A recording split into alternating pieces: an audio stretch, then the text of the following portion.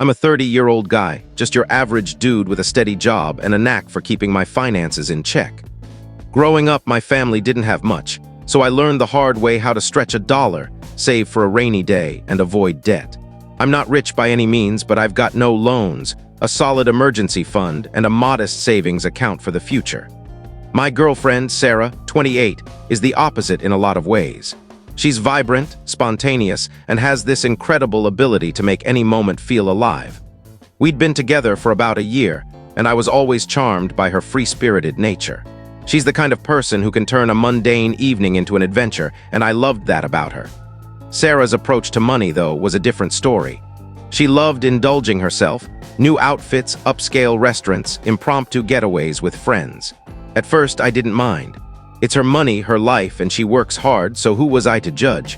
I'm not the type to micromanage someone else's spending habits.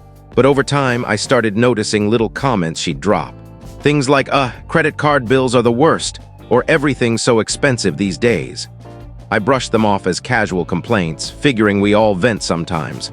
Looking back, I should have paid closer attention. A couple of weeks ago, we went out for dinner at a fancy spot she picked. Small plates, big prices. I didn't mind splurging since we hadn't gone out in a while, and I wanted her to have a good time. Somewhere between her second drink and the dessert menu, she dropped a bombshell. "If you really loved me," she said, "you'd help me clear my credit card debt." I chuckled, thinking it was a joke. Her tone was light, almost teasing, so I played along, saying something like, "Nice one, but I'm not falling for that." I went back to scanning the menu, but she wasn't smiling. She gave me a strange look and said, "No, I mean it, would you?" I froze, unsure how to respond. It felt like a setup. I mumbled something about it being a huge request, and she just shrugged and said, "Forget it, I was just seeing what you'd say." Seeing what I'd say. For what? I wanted to press her, but her tone made me drop it. The rest of the night went fine, and I convinced myself I was overreacting. Maybe it was the wine talking, right? But a few days later, we were chilling at her place, watching a movie, when she brought it up again, stone cold sober. She started talking about how overwhelming her credit card debt was and how much it'd mean if I could lend a hand, even just a bit. This wasn't a joke anymore. I told her I wasn't comfortable with that and tried to move on, but she kept pushing. "It's not just about the money," she said. "It's about trust. It's about us being partners." That hit me, partners. For a moment, I questioned myself. Was I being a bad boyfriend by refusing? Should I step up if I cared about our future? But then I remembered something my dad used to say. Love isn't about buying someone's problems away. It's about building something real together. And honestly, I didn't feel like we were building anything. It felt like I was being pressured into something I didn't sign up for. When I asked how much debt she had, she got cagey. "It's not a big deal," she said, waving her hand. "I'm handling it just slowly." When I pressed for a number, she dodged, saying, "Why do you need to know? You're either with me or you're not." That set off alarm bells. I'd always seen her as carefree, maybe a little reckless, but this felt different, almost calculated. Still, I let it go, hoping it'd fizzle out. But it didn't. A few days later, she brought it up again, this time calling it a test of devotion. "If you really cared about me," she said, "you'd do this. It's not about the cash, it's about proving you're there for me." I told her I cared about her deeply, but didn't think footing her bills was a fair way to show it. She scoffed and said, "You're so stingy. You'd rather watch me struggle than do something that actually matters." That one hurt. I wanted to fire back, but I stayed quiet to avoid a fight. After that, I couldn't shake the feeling that something was off. Why was she so fixated on this? And why wouldn't she be straight with me? I took a step back to think about where this relationship was going. The following weekend, we were at her place, some rom-com playing in the background, her scrolling on her phone, me barely watching. Out of nowhere, she let out a heavy sigh and said, "I don't know how much longer I can deal with this." I thought she meant the movie or her phone acting up, but then she added, "It's exhausting, you know. Always worrying about money." That knot in my stomach returned. I braced myself and said, "We've been over this, you know where I stand." She sat up, arms crossed, and stared at me. "Do I? Because all I see is a guy who says he loves me but won't help when I need it most." I took a deep breath. "Sarah, we've been together for a year. We're not engaged or married. I don't think it's fair to ask me to take on your debt." That's when she laid it on thick. "Wow, I guess I misjudged you. I thought you were someone who'd stand by me, but maybe I'm just not worth it to you." That stung, and for a second I doubted myself. I'd done plenty for her, covered dinners when she was short, paid for gas on our trips, even helped with her rent once when her paycheck was delayed. But this felt like a whole different game. I stayed calm and said, "It's not about your worth, Sarah, it's about boundaries. I don't think mixing finances like this is good for us right now." Her response, "Boundaries. You're just dodging because you're selfish. Do you even care about me?" Selfish. That word hit hard, especially since I'd never heard her use it before. I left her place soon after, saying I needed space to think. But I wasn't just upset, I was confused.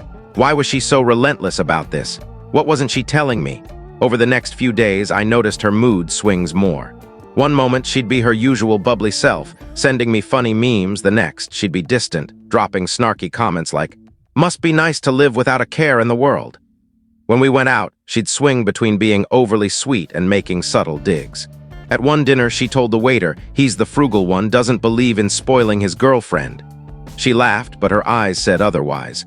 By now, I knew something bigger was at play. It wasn't just the debt, it was her secrecy about it. Every time I asked for details, she'd brush me off. "Why does it matter?" Or, "It's not a big deal, you're blowing this out of proportion." If it was no big deal, why was she so desperate for my help? I started digging a little, not because I wanted to bail her out, but because I needed to understand what I was dealing with. Sarah's lifestyle didn't scream struggling with debt. She was always sporting new shoes, posting about spa days, $10 coffees, or fancy brunches with friends. One Instagram post really threw me. A picture of her with a high-end purse captioned, "Sometimes you just gotta spoil yourself self-care." I stared at it for ages, trying to make sense of it. This was the same person who'd been pleading for help with her stressful debt. It didn't add up. The more I thought about it, the more uneasy I got. Where was she getting the money for this stuff? If she was so strapped, why wasn't she cutting back? I didn't want to confront her without something concrete, so I kept observing. A few days later, I noticed her Venmo was public. I know it sounds intrusive, but when someone's pressuring you to pay their bills, you start looking for answers. Her transactions showed payments for bar tabs, ride shares, and even a recent one to a friend for a Miami weekend. Miami. She hadn't mentioned that to me. The date was from a few weeks ago. It started clicking. Sarah wasn't just in debt. She was living way beyond her means. I wasn't here to judge her choices, but if she wanted me to prove my love by bailing her out, I deserved to know the full picture. That night, I decided to address it head-on. I called and asked to meet up. She agreed, but I could tell she wasn't thrilled. When I got to her place, she was distracted, scrolling on her phone, barely looking at me. After some small talk, I dove in. "Sarah, I've been thinking about what you said about your debt." She tensed up. "Yeah, what about it?" "I just feel like I don't have the full story. You're vague about how much you owe and how it happened. And then I see you posting about shopping and trips, and it's confusing." Her face hardened. "Are you seriously creeping on my Instagram? Wow." "I'm not creeping," I said, keeping my cool. "You're asking me to take on something serious, and I think I deserve to know what's going on. How much debt are we talking about?" She rolled her eyes. "Fine, it's not a ton, like $14,000, maybe $15,000. But I'm handling it, okay?" "Handling it how?" I asked. "I'm making the minimum payments," she said like it was obvious. "But it's tough, and I thought you'd want to help." I couldn't believe it. She wasn't even trying to tackle the debt, just letting it grow while spending on luxuries.